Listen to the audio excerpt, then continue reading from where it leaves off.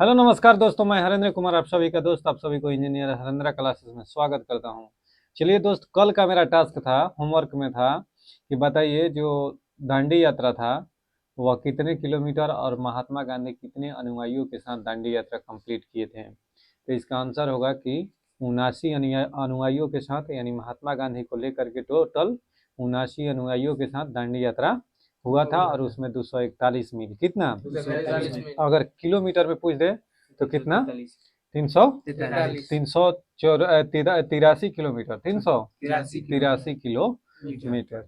ठीक है, वह यात्रा किए थे। कितने दिन यात्रा चला था बाबू? तो 12 मार्च से 6 अप्रैल, 12 मार्च से 6 अप्रैल कितना हो गया, 24 दिन, कितना 24 दिन ना, 6 अप्रैल तक 25 करीब जोड़ लो, कितना से 22 मार्च से, सॉरी 12 मार्च से शुरू हुआ था और 6 अप्रैल तक चला था। ठीक है, यानी 24-25 दिन का यात्रा था। ठीक है, अब देखो महात्मा गांधी दांडी यात्रा जो है ना, उसमें सबसे ज्यादा कहाँ के अनुयायी थे? बिहार के। यह क्वेश्चन बीपीएससी का है। यानी महात्मा गांधी के दोस्त जो अनुयायी था साथ में, उसमें सबसे ज्यादा कहाँ से सत्याग्रही थे? बिहार के। कहाँ के? बिहार के। ये क्वेश्चन बीपीएससी में पूछा हुआ है। चलिए दोस्त, आज का मेरा क्वेश्चन रहेगा कि बताइए कि जीवाणु का जो कोशिका भित्ति होता है, ध्यान से सुनिएगा, जीवाणु का जो कोशिका भित्ति होता है वह किसका बना होता है? उम्मीद करते हैं कि इसका आप कमेंट बॉक्स में रिप्लाई दीजिएगा, और रिप्लाई जरूर दीजिए दोस्त। और एक दूसरा क्वेश्चन है कि बताइए जीवित जीवाणु की खोज किसने किया था? सॉरी, जीवित कोशिका की खोज, जीवित कोशिका की खोज किसने किया था? यह क्वेश्चन का आंसर कमेंट बॉक्स में आपको देना है। ठीक है, चलिए, सोनार तकनीक का प्रयोग किस में होता है बाबू? तो सोनार तकनीक का उपयोग, सोनार एक ऐसी तकनीक है जिसके संचरण से क्या होता है, जल में छिपी हुई, यानी जल के अंदर छिपी हुई वस्तु की क्या होता है, स्थिति को जाना जाता है। बुझा गया? सोनार का उपयोग नौकायान में किया जाता है, जहाज में, पनडुब्बी जहाज, ये सब में किसका प्रयोग किया जाता है? सोनार का प्रयोग किया जाता है। ठीक है, सोनार का अगर फुल फॉर्म पूछ दे कि सोनार का फुल फॉर्म क्या होता है, सोनार का कोई फुल फॉर्म बता सकता है?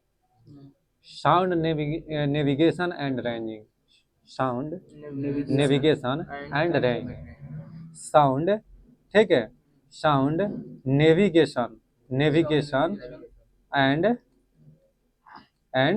रेंजिंग। ठीक है, अगर रडार का फुल फॉर्म पूछ दे तो रडार, रडार का फुल फॉर्म बताओ। रडार क्या होता है? Radio detector and ranging, radio, ठीक है, रेडियो डिटेक्टर एंड रेंजिंग। ठीक है, सोनार का उपयोग कहाँ किया जाता है? पनडुब्बियों में, नौकायानों में। किस लिए? तो अंदर के समुद्र के अंदर जो वस्तु होती है उसको देखने में प्रयोग किया जाता है। कोई डाउट है? कोई दिक्कत? ठीक है, थोड़ा सा रुक, चलो दोस्त, धारा घनत्व होता है, धारा घनत्व क्या होता है? तो एक सदिश राशि। धारा घनत्व क्या होता है? अगर धारा पूछ देगा, यानी विद्युत धारा, तो वह अदिश राशि, विद्युत धारा। लेकिन धारा घनत्व पूछ देगा तो सदिश राशि, सदिश राशि, धारा घनत्व सदिश राशि। आ जितना में चुंबक लग जाए सब सदिश, याद रखना। इससे चुंबकीय क्षेत्र, चुंबकीय घनत्व, चुंबकीय बल, जितना भी आ जाए, जहाँ इसमें चुंबक लग गया सब सदिश, सब कोई दिक्कत है?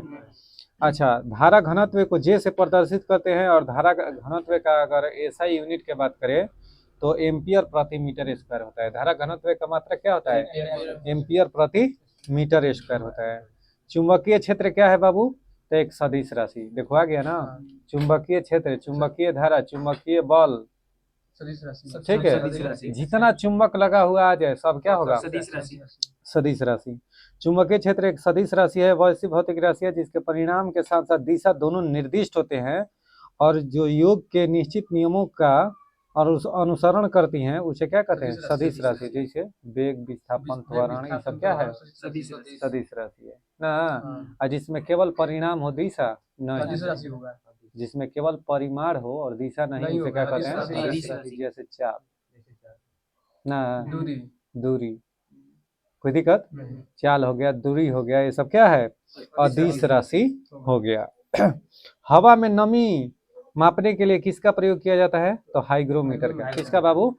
यानी नमी मतलब होता है आर्द्रता, यानी वायु में आर्द्रता को मापने के लिए किसका प्रयोग किया जाता है? हाइग्रोमीटर का। और जल की आर्द्रता को मापने के लिए किसका प्रयोग किया जाता है? हाइड्रोमीटर। हाइड्रोमीटर, ठीक है। आर्द्रता किस उपकरण से मापी जाती है? तो हाइग्रोमीटर से। आर्द्रता किससे मापी जाती है? हाइग्रोमीटर से, ठीक है। ध्वनि के मापन की इकाई को क्या कहा जाता है? ध्वनि के मापन की इकाई को क्या कहते हैं? डेसिबल। क्या कहते हैं? डेसिबल। ध्वनि के किस में मापा जाता है? डेसिबल में। देखो ध्यान से, यानी अगर 80 डेसिबल से ज्यादा, 80 डेसिबल से ज्यादा तुम्हारा साउंड हो रहा है तो वो क्या होगा? हार्मफुल होगा। समझ में आ गया? अब देखो, निम्नलिखित में से वह, अच्छा, ध्वनि कौन सी तरंगे हैं? अनुदैर्घ्य तरंगे है। ध्वनि कैसी तरंगे है? अनुदैर्घ्य तरंगे है।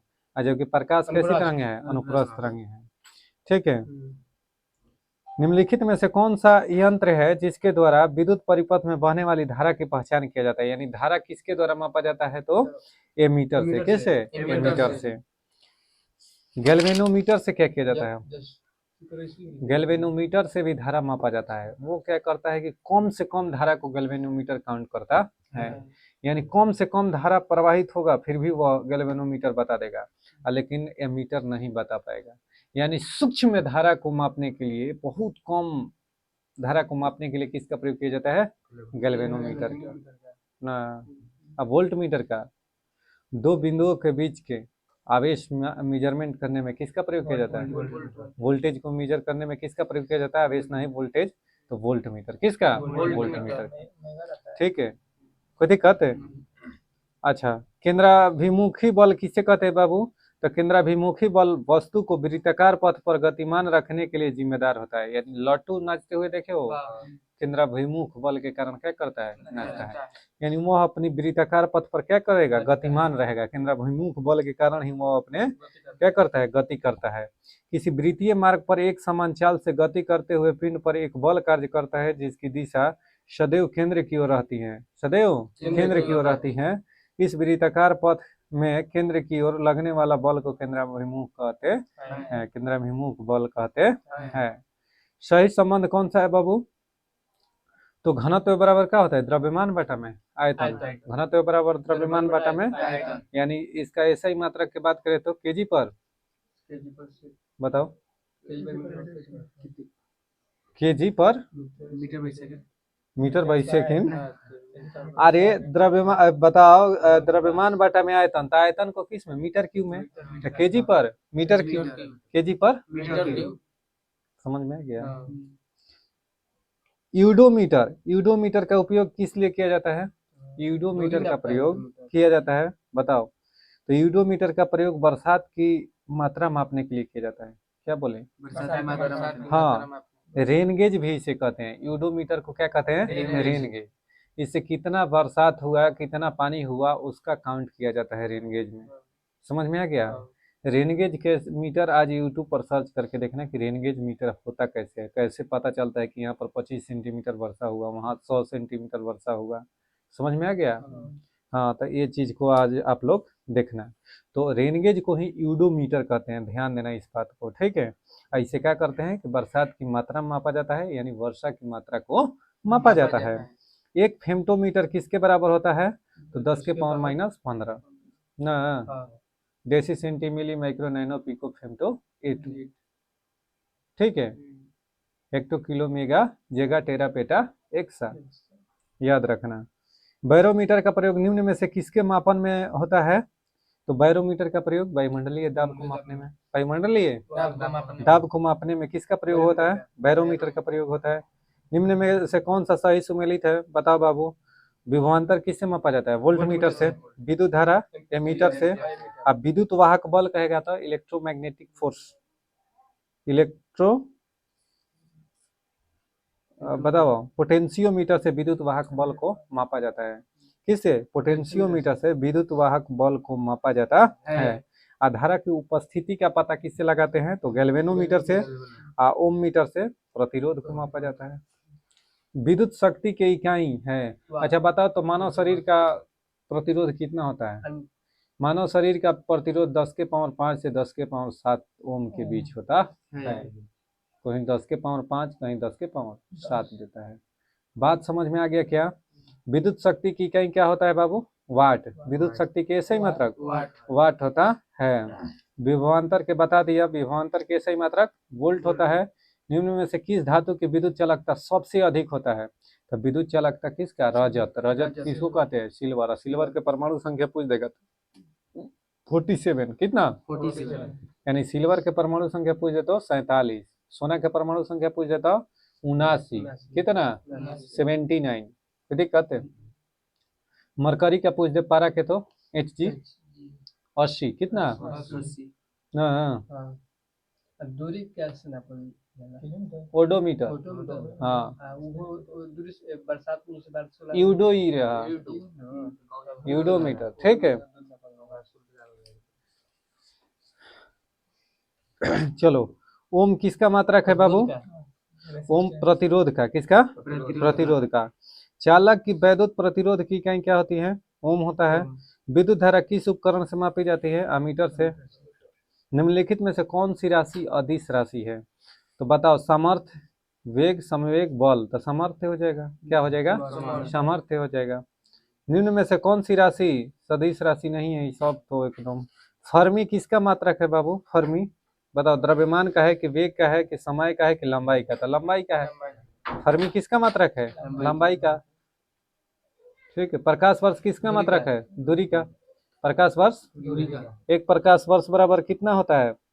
एक प्रकाश वर्ष 9.46 गुना 10 के पावर 15 मीटर। 15 मीटर। ठीक है। यही 10 के पावर 12 किलोमीटर में। किसमें? किलोमीटर में। अगर मीटर को किलोमीटर में बदलोगे तो 1000 से भाग दोगे, जिसमें 3 जीरो घट जाएगा। 3 जीरो घट जाएगा तो 10 के पावर 15 है, तो उसको 10 के पावर 12। कोई दिक्कत? कोई डाउट? समुद्री दूरी को मापा जाता है किसमें बाबू? तो नॉटिकल मील में। समुद्री दूरी को किसमें मापा जाता है? नॉटिकल मील में। एक नॉटिकल मील बराबर 1.85 किलोमीटर होता है। यानी एक नॉटिकल मील बराबर 1.85 किलोमीटर होता है। याद रखना। निम्न में से किस राशि का मात्रक नहीं है? बताओ, प्रतिबल, बल, दाब और विकृति। यानी इसमें विकृति, विकृति को कहते हैं स्ट्रेन, यानी चेंज इन लेंथ बटा में एक्चुअल लेंथ। ठीक है। तो मीटर मीटर कट जाता है, यानी इसका क्या होता है? बीमाहीन हो जाता है, यानी सॉरी मात्रक हीन हो जाता है। यानी मात्रक हीन कौन हो जाता है? विकृति। स्ट्रेस को प्रतिबल कहते हैं, स्ट्रेन को विकृति कहते हैं। ठीक है। बताओ, 10 नैनोमीटर कितने मीटर के होंगे? तो 10 के पावर माइनस 10 नैनोमीटर कितने मीटर के होंगे? तो 10 के पावर -8। कारण क्या है? 1 नैनोमीटर बराबर कितना होता है? 10 के पावर -9 होता है। और 10 नैनोमीटर बराबर तो 10 से गुना होगा तो एगो पावर घट जाएगा, जीरो होगा। अरे मामला समझ रहे हो ना? तो 10 के पावर माइनस, कहे कि माइनस में है, घटा देगा। क्या करेगा? एम के एस पद्धति में बल का मात्रा क्या होता है बाबू? तो एम के एस पद्धति में बल का, देखो, एम के एस पद्धति और एसआई पद्धति में बल का मात्रा क्या होता है? न्यूटन होता है। जबकि सीजीएस पद्धति में क्या होता है? डाइन होता है। 1 न्यूटन बराबर 10 के पावर 5 डाइन। 1 न्यूटन बराबर 10 के पावर 5 डाइन। कार्य के सही मात्रक पूछेगा तो जूल। विद्युत शक्ति का पूछेगा तो वाट। बल का न्यूटन। और वेग का पूछेगा तो मीटर प्रति सेकंड। चाल का पूछेगा तो मीटर प्रति सेकंड। एंगस्ट्रम इकाई है। बताओ, एंगस्ट्रम किसका इकाई है बाबू? तो एंगस्ट्रम जो है तरंगदैर्घ्य की इकाई है। तरंगदैर्घ्य की तरंगदैर्घ्य की परिभाषा जो बता देगा उसको 101 रुपया प्राइज है। कोई एनीबॉडी एल्स है? कोई?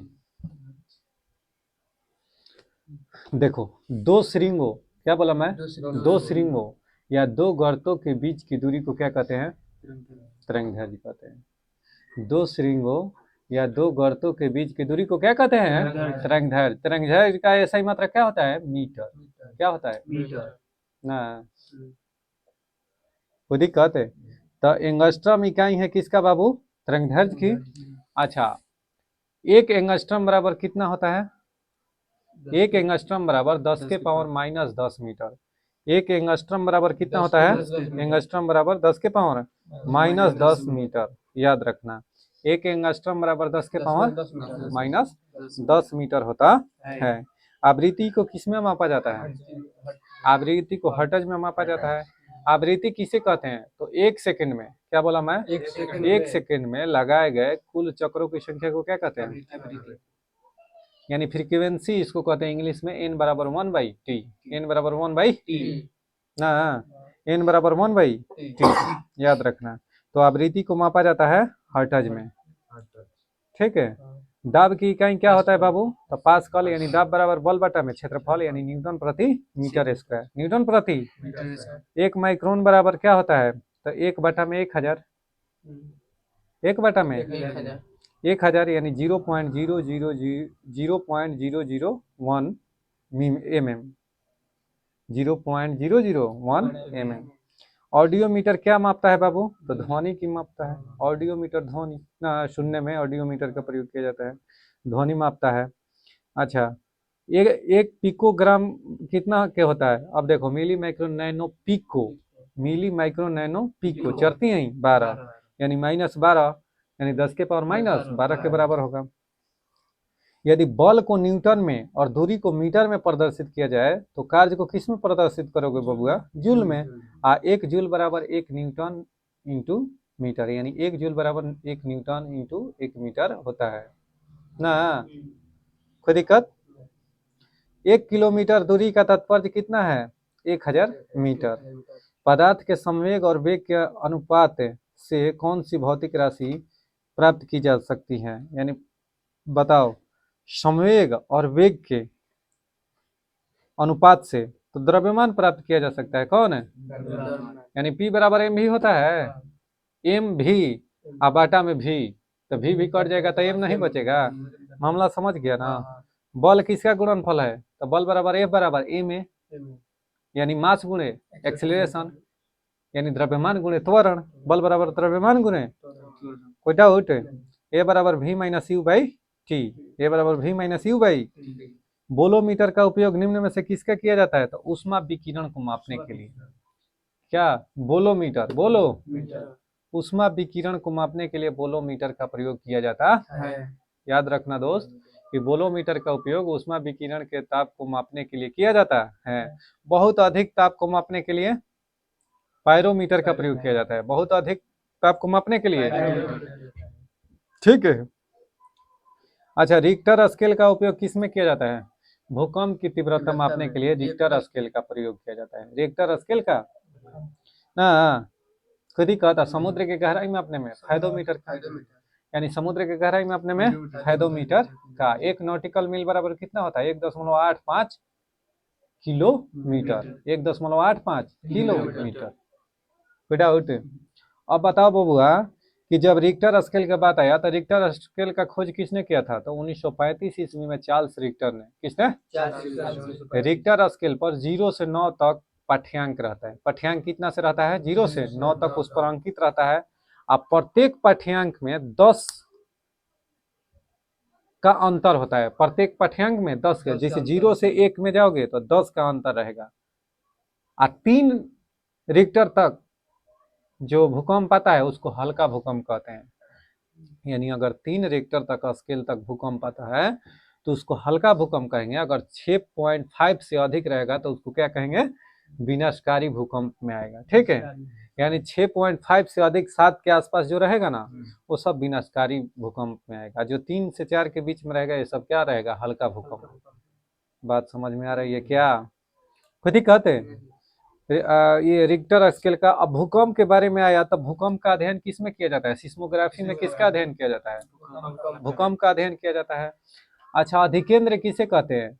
देखो, भूकंप जहां से उत्पन्न होता है नीचे, तो वो जहां से निकलता है पृथ्वी को फाड़ करके, यानी भूकंप के केंद्र के जस्ट ऊपर वाला पार्ट को क्या कहते हैं? अधिकेंद्र कहते हैं। अधि ना, कोई दिक्कत? भूकंप में 3 तरंगे निकलती हैं, 3 प्रकार की, निकलती है। पी प्रकार के, एस प्रकार के और एल तरंगे। पी तरंगे, एस तरंगे और एल तरंगे। ध्यान से देखना, जो पी तरंगे है ना बबुआ, क्या मैं बोला, जो पी तरंगे है, पी तरंगे का स्पीड अगर बात करें तो 8 किलोमीटर, पी तरंग का स्पीड कितना होता है, 8 किलोमीटर प्रति सेकंड। यह क्या होता है कि पृथ्वी के सभी माध्यमों से होकर गुजरता है। पी तरंगे पृथ्वी के सभी माध्यमों से गुजरता है। इसकी चाल सबसे अधिक होता है। सबसे पहले कौन पहुंचता है, पी तरंगे। कोई डाउट नहीं। इसको प्राइमरी तरंगे भी कहते हैं। पी तरंगे को क्या कहते हैं, प्राइमरी तरंगे प्राइमरी तरंगे कहते हैं। उसके बाद में आया एस तरंगे। एस तरंगे की चार किलोमीटर प्रति सेकंड होता है। एस तरंग के चाल कितना होता है, 4 किलोमीटर प्रति सेकंड, यानी 1 सेकंड में 4 किलोमीटर जाएगा। यह जो है ना केवल सॉलिड माध्यम में जाता है, सॉलिड माध्यम में गमन करता है, माध्यम में गमन करता है, यानी यह द्रव से नहीं होकर गुजरेगा। कौन है, इस तरंगे द्रव माध्यम से नहीं जाएगा। इस तरंगे को गौण तरंगे भी कहते हैं। इस तरंगे को यह केवल सॉलिड माध्यम से ही गुजरता है, कोई दिक्कत है। लास्ट आया एल तरंगे।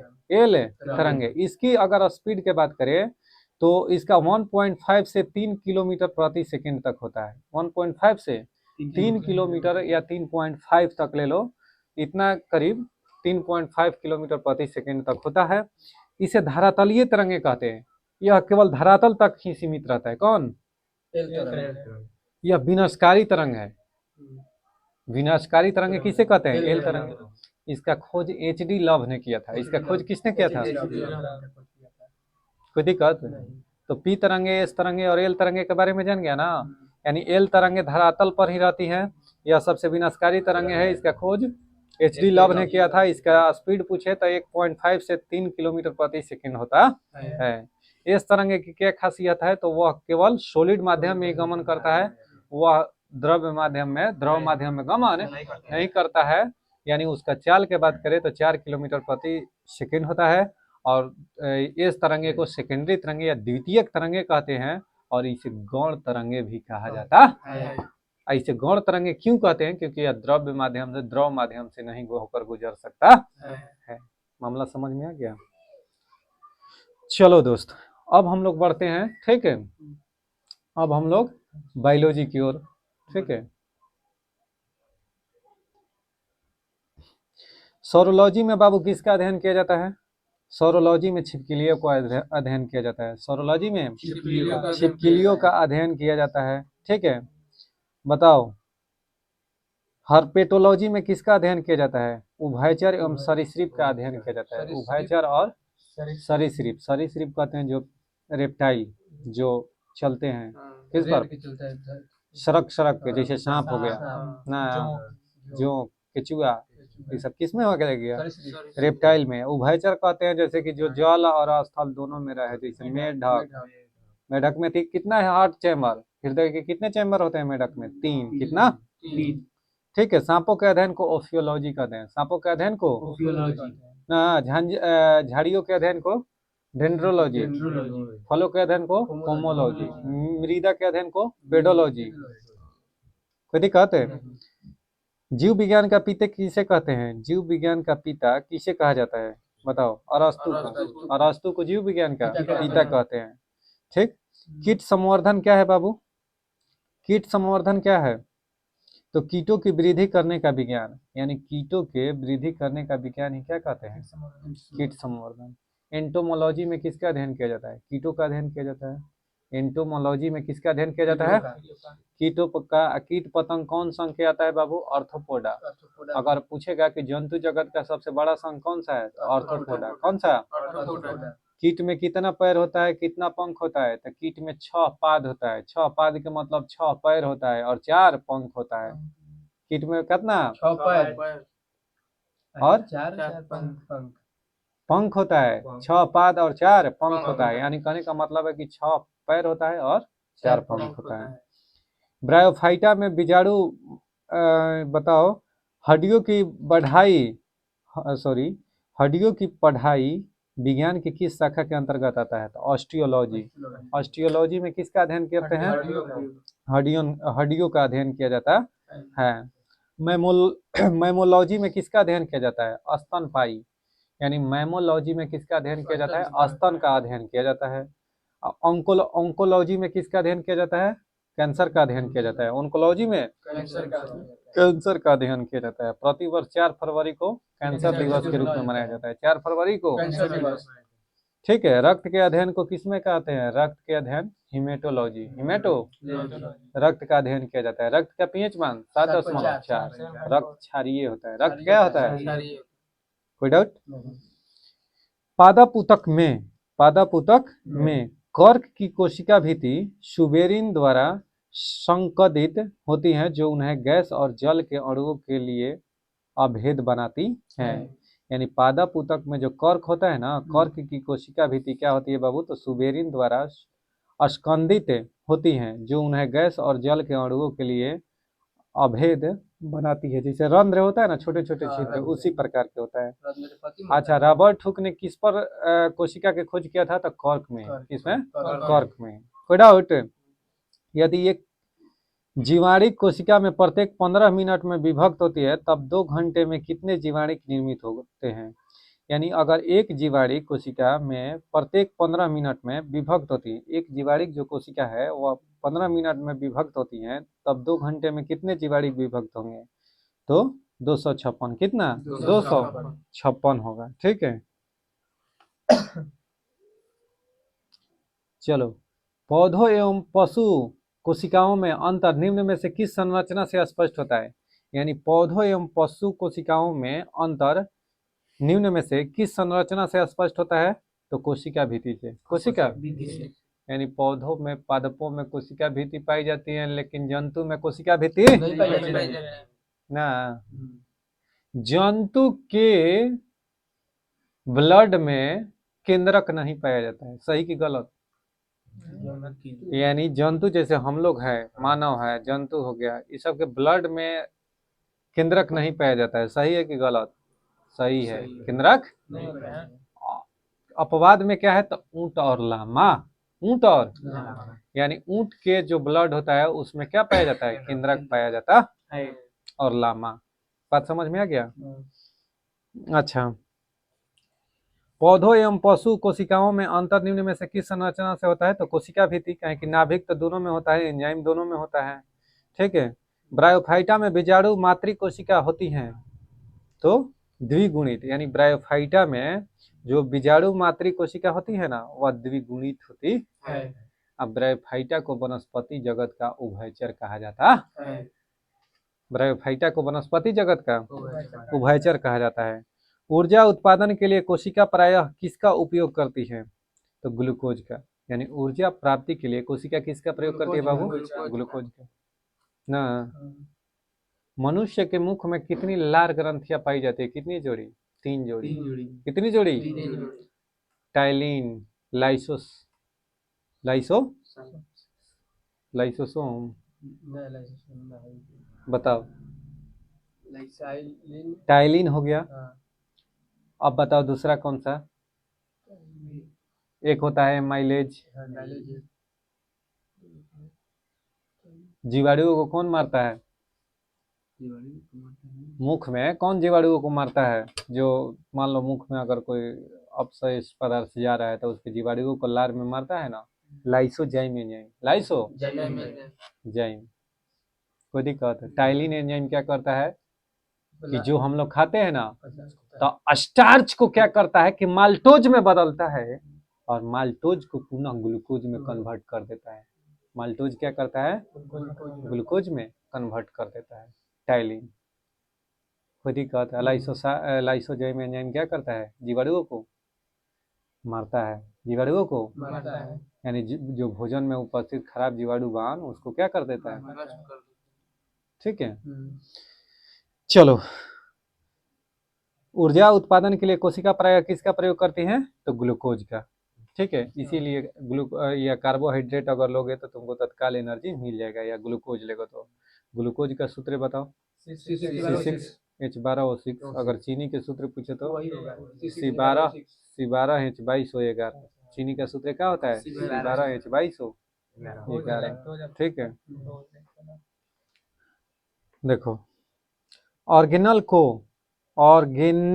को द्वारा सेल होमोजेनेट से अलग किया जाता है तो डिफरेंशियल सेंट्रीफ्यूगेशन, यानी ऑर्गेनल को डिफरेंशियल सेंट्रीफ्यूगेशन द्वारा हेमोजेनेट से अलग किया जाता है। प्रोटोप्लास्ट क्या है बाबू? प्रोटोप्लास्ट क्या है? तो पादप कोशिका में से अगर कोशिका भित्ति को घटाओगे यानी पादप कोशिका माइनस कोशिका भित्ति तो आपको प्रोटोप्लास्ट मिलेगा, प्रोटोप्लास्ट मिलेगा। कोई डाउट? लाइसोसोम होते हैं। लाइसोसोम क्या होते हैं बाबू? तो पाचन केंद्र। लाइसोसोम पाचन केंद्र, यह क्वेश्चन पूछा हुआ है। ठीक है, लाइसोसोम क्या होते हैं? पाचन केंद्र। यानी लाइसोसोम पाचन केंद्र होते हैं या कोशिका में प्रवेश करने वाले बाह्य पदार्थों तथा कणों का पाचन करते हैं। अच्छा ये बताओ, हम लोग घास या लकड़ी वगैरह सामग्री खाएंगे तो नहीं पचेगा। कारण जानते हो क्या है? हम लोग में लाइसोसोम जो होता है वह छोटी मात्रा में पाया जाता है। ठीक है, लाइसोसोम को आत्महत्या की थैली कहते हैं, सेल्फ सुसाइड कहते हैं। समझ में आ गया? सेल्फ सुसाइड बैग कहते हैं, यानी आत्महत्या की थैली कहते हैं लाइसोसोम को। लाइसोसोम का खोज किसने किया था? डी डुबे ने। यह पाचन में मदद करता है जंतुओं में यानी गाय भैंस बकरी ये सब में ये अधिक बड़ी मात्रा में पाया जाता है, इसलिए गाय भैंस क्या करता है? पुआल को पचा लेता है। यानी कहने का मतलब है कि जो सेल्यूलोज से बना हुआ पदार्थ है, जैसे लकड़ी वगैरह पुआल वगैरह में क्या होता है? सेल्यूलोज ज्यादा मात्रा में होता है, तो उसका पाचन कौन करता है? तो लाइसोसोम करता है। कौन करता है? बात समझ में आ गया क्या? अरे बात समझ में आया? और सूत्री विभाजन बताओ तो बबुआ कहाँ होता है? रोज बता देते हैं जाइगोट के निर्माण में। तो आगे आज पेपर में जाइगोटिन के दौरान क्या होता है? क्या होता है? और सूत्री विभाजन होता है। घाव को भरने में कौन सा विभाजन? अरे रे समसूत्री। अगर पूछेगा कि प्रोटोजोआ अमीबा ये सब में किसका प्रयोग? एक कोशिकीय में असूत्री। किसका? असूत्री। ठीक है, चलिए कोशिका के किस भाग में ग्लाइकोलाइसिस की क्रिया होती है? तो कोशिका द्रव्य में। यानी कोशिका के किस भाग में ग्लाइकोलाइसिस की प्रक्रिया होती है? तो कोशिका द्रव्य में। ठीक है, लसिका का गैर कोशिकीय हिस्सा पानी के लगभग कितना परसेंट होता है? तो 94% से बना होता है। यानी लसिका का गैर कोशिकीय हिस्सा, लसिका जो है ना उसका गैर कोशिकीय हिस्सा 94% लगभग पानी से बना होता है। लसिका के गैर कोशिकीय हिस्से 94% पानी का बना होता है। लसिका में श्वेत रक्त कणिका होता है। श्वेत रक्त होता है, इसको ल्यूकोसाइट्स कहते हैं। क्या कहते हैं? आरबीसी को क्या कहते हैं? बताओ, ये कितने बार पूछा है कि डब्ल्यूबीसी, आरबीसी और देखो आरबीसी, डब्ल्यूबीसी और एक होता है बिम्बाणु। कौन? बिम्बाणु। तो बिम्बाणु को क्या कहते हैं? थ्रोम्बोसाइट्स। इसको ल्यूकोसाइट्स। आरबीसी को बताओ जल्दी से क्या कहते हैं? आरबीसी को क्या कहते हैं? कमेंट में बोलो दोस्त जल्दी से। निम्नलिखित में से आम के पौधे और बंदर दोनों की कोशिकाओं में पाया जाता है तो कोशिका झिल्ली। यानी निम्नलिखित में से कोशिका जो झिल्ली है वह आम के पौधे और बंदर दोनों की कोशिकाओं में पाया जाता है। कोशिका झिल्ली कैसी झिल्ली है? मानव में कोशिका झिल्ली कैसी है? अर्धपारगम झिल्ली है। मानव शरीर के किस अंग में उपकला कोशिका पाई जाती है? बताओ, मानव शरीर के किस अंग में? तो प्राणियों के शरीर के बाहरी सतह और शरीर के अंदर स्थित विभिन्न अंगों के बाहरी तथा भीतरी सतह का निर्माण करने वाले ऊतक को उपकला ऊतक कहते हैं। यानी बबुआ सही बात की एक बात जानो, ये प्राणियों के शरीर के बाहरी सतह और शरीर के अंदर स्थित विभिन्न अंगों के बाहरी तथा भीतरी सतह का निर्माण करने वाले ऊतक को क्या कहते हैं? उपकला ऊतक। जैसे त्वचा वगैरह ये सब कौन से? उपकला ऊतक। एडिपोज ऊतक वसा को संग्रहित करता है। एडिपोज ऊतक कोई दिक्कत है? अच्छा जी, निम्नलिखित में से देखो यह गुर्दा, फेफड़ा, जिगर आदि में पाई जाती है। निम्नलिखित में से किसकी कोशिका में कोई एंजाइम नहीं होता है? तो विषाणु की कोशिका में कोई एंजाइम, नहीं होता है। विषाणु की कोशिका में कोई एंजाइम। नहीं होता है। लाइकेन, लाइकेन के बारे में बताओ। कवक और शैवाल के मिलने से क्या निर्माण होता है? लाइकेन। लाइकेन प्रदूषण प्रदूषण के पता लगाने में लाइकेन का प्रयोग ना। बताओ तो जो लिटमस पेपर होता है ना, वह किस लाइकेन से प्राप्त किया जाता है? लिटमस पेपर जो है वह लाइकेन से प्राप्त किया जाता है। तो हम पूछे हैं कि वह किस लाइकेन से प्राप्त किया जाता है लिटमस पेपर? कमेंट बॉक्स में रिप्लाई दे दो। सवाल पर ही सवाल आज, ठीक है। यानी लिटमस पेपर एक होता है नीली लिटमस को लाल कर देता है। वो नहीं होता है। हम पूछ रहे हैं कि लिटमस पेपर किस लाइकेन से प्राप्त किया जाता है, ठीक है। शरीर की प्रत्येक कोशिका को ऑक्सीजन निम्न में से किसके माध्यम से पहुंचाई जाती है? तो लाल रुधिर कणिका यानी आरबीसी के माध्यम से। आरबीसी के ना। अच्छा जी, बताओ शरीर की, ठीक है। आरबीसी की अगर बात करें कि आरबीसी का क्या नाम है, तो एरिथ्रोसाइट्स। एरिथ्रोसाइट। डब्ल्यूबीसी का ल्यूकोसाइट्स, थ्रोम्बोसाइट्स, रक्त बिंबाणु। रक्त जिसको कि प्लेटलेट्स कहते हो, तो प्लेटलेट्स के शरीर में घट गई बा ना। डेंगू बुखार होता है तो प्लेटलेट्स की संख्या क्या हो जाता है? बहुत कम हो जाता है। कोशिका का पावर यानी शक्ति स्रोत क्या है? तो माइटोकॉन्ड्रिया। माइटोकॉन्ड्रिया को पावर हाउस ऑफ सेल कहते हैं। Power house of cell.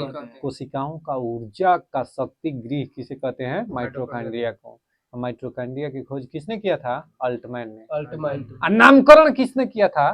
तो बेंडा ने। यानी माइटोकॉन्ड्रिया का नामकरण किसने किया था? बेंडा ने किया था, ठीक है। अच्छा, शरीर की प्रत्येक कोशिका को ऑक्सीजन निम्न में से किसके माध्यम से? तो आरबीसी के माध्यम से, रेड ब्लड कार्पल्सल्स। निम्न में से कौन सा कोशिका घटक कोशिका में दाखिल होने वाले जीवाणुओं को नष्ट करता है? तो लाइसोसोम। क्या करता है बाबू? लाइसोसोम। कोशिका घटक कोशिका में दाखिल होने वाले जीवाणुओं को नष्ट करता है कौन सा? लाइसोसोम। समझ में आ गया? राइबोसोम को क्या कहते हैं? प्रोटीन की फैक्ट्री, ठीक है। राइबोसोम को प्रोटीन की फैक्ट्री कहते हैं। आत्महत्या की थैली लाइसोसोम को कहते हैं, ठीक है। रॉबिन्स ब्राउन ने राइबोसोम की खोज किया था। गोल्जी बॉडी जो होता है, कैमिलो गोल्जी ने इसका खोज किया था। गोल्जी बॉडी का खोज किसने किया था? गोल्जी काय का खोज कैमिलो गोल्जी ने किया था, ठीक है। इसे गोल्जी काय को यातायात का प्रबंधक कहते हैं। यातायात का प्रबंधक कहते हैं। अंतःप्रद्रव्य जालिका, बताओ इसके बारे में। अंतःप्रद्रव्य जालिका क्या होता है? देखो, निम्नलिखित में से इंटरफेरॉन का संबंध किससे है? इंटरफेरॉन का संबंध वायरस से है। क्या है बबुआ? यानी इंटरफेरॉन का संबंध वायरस से है। संक्रमित कोशिकाओं द्वारा उत्पादित वे प्रोटीन जो अन्य स्वस्थ कोशिकाओं का वायरस से सुरक्षा प्रदान करती हैं, इंटरफेरॉन कहलाता है, ठीक है। 80% से अधिक सेल में पाया जाने वाला पदार्थ कौन सा है? तो जल। यानी कोशिका में 80% से ज्यादा क्या पाया जाता है? जल पाया जाता है, यानी पानी, ठीक है। मानव शरीर में होता है कितना परसेंट? तो 70% से पानी, ठीक। कहीं 65, कहीं 70, तो 65 से 70% पानी पाया जाता है। किस में? मानव शरीर में। मानव शरीर के कुल वेट का 7% ब्लड पाया जाता है। क्या बोला मैं? मानव शरीर के जैसे जितना केजी हो तुम, उसका 7% निकाल लेना, उतना परसेंट में, यानी मानव शरीर के कुल वेट का 7% ब्लड पाया जाता है। कोई दिक्कत? स्वास्थ्य मनुष्य के शरीर में 5 से 6 लीटर खून, रक्त होता है। यानी स्वास्थ्य मनुष्य के शरीर में 5 से 6 लीटर खून होता है ना। अच्छा, ब्लड के अध्ययन के बता दोगे क्या कहते हैं? हिमेटोलॉजी। यानी खूनों के अध्ययन को हिमेटोलॉजी कहते हैं। त्वचा, अच्छा उसमें ब्लड के रंग लाल क्यों होता है? हाँ, लाइकोपिन। टमाटर के लाल रंग का होता है, वो लाइकोपिन के कारण। गाजर में कैरोटीन। रोटी में। तो ये बताओ खून में यार हीम नामक रंजक पाया जाता है, हीम नामक रंजक पाया जाता है। हीमोग्लोबिन में, ब्लड में क्या पाया जाता है? हीमोग्लोबिन। हीमोग्लोबिन में हीम नामक रंजक पाया जाता है, इसीलिए खून का रंग लाल होता है। भुला जाओगे खुद ही कहते। चल बहू आप केमिस्ट्री की ओर बढ़ते हैं। चलो दोस्तों यहीं पर क्यूज को समाप्त करते हैं, अब अगले दिन अगले टास्क के साथ शुरू करेंगे। तब तक जय हिंद जय जय भारत। भारत। चलो।